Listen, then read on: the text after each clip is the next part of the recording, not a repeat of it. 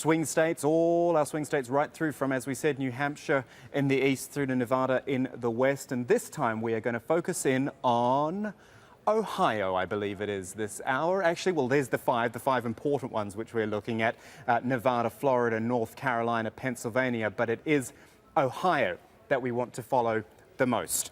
Let's keep going through that and bring up our map here. Here we go. In the last 17 elections, all the way back to 1948, it has only picked the losing candidate once. That was 1960. So Ohio pretty much always picks the winner.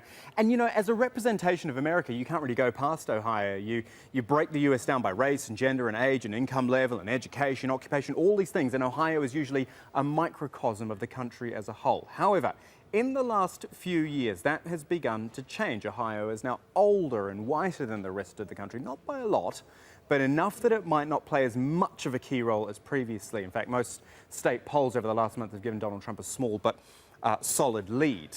Now, as the Ohio results come in, here's what we're going to be looking for. For Hillary Clinton, it's very, very simple maths. She has to win by a huge margin here. Maybe we can change the map on and we'll get a look at some of the areas of Ohio. She needs to win heavily around in the northeast, around Cleveland, in those heavily Democratic areas up there. There we go.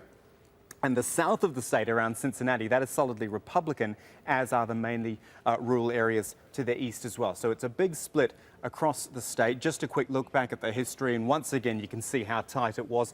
Couple of percentage points last time. Bit more of a spread when Barack Obama swept to power in 2008, but again, 2004, it was very tight. Allan Lichtman, come on down. Allan Lichtman from the American University in Washington. Let's talk about Ohio. How important, in your opinion?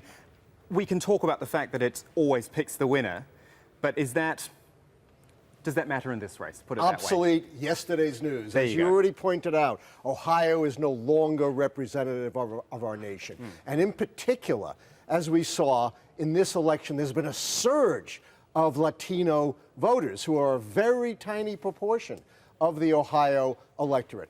Again, because Hillary Clinton is starting with this huge cushion of well over 300 electoral college votes, Trump has to have Ohio, but Clinton can lose Ohio and still win if she picks up Pennsylvania and Florida, for example. 18 electoral college votes, just checking there how many. So Trump has to get this, along with, what, 4 or 5 other? Yes. He's got a long way to go. He's got to knock down her advantage by, you know, 50, 60 electoral college votes or more. And am I right in saying no Republicans ever won without Ohio as well? That's the other sort of historic call on that one. Yes, but the world and America is changing, so these old shibboleths may not hold anymore. It's a new era.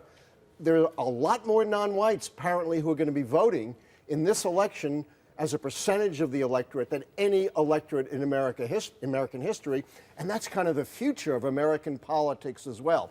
America, at some point, maybe in 30 years, maybe more, is going to become a majority-minority nation. Here we go. Here's our split map again, and I was explaining before the difference. I mean, it's kind of like we were describing Florida before, wasn't it? That's right. Split between the north and the south. And the bigger split really is between the urban areas, which is where the minorities are concentrated, and the more rural white areas. The big splits in this election, everyone should focus on, is of course whites versus minorities and college-educated versus non-college educated. I've heard a lot about this, listening to podcasts and reading. Yeah. I mean, tell us, where is the split there between the college whites and the non-college whites? Which way do they vote? Well, the non-college whites are overwhelmingly for Trump. And typically, for example, in 2012, even college-educated whites were Republican, but right now Hillary Clinton seems to be holding her own among college-educated whites, and of course doing very well among college-educated women. That's another big split in this election, the gender gap. And by the way, we are now a majority female nation when it comes to voters. Women are 52 to 53% of the electorate. Women rule today.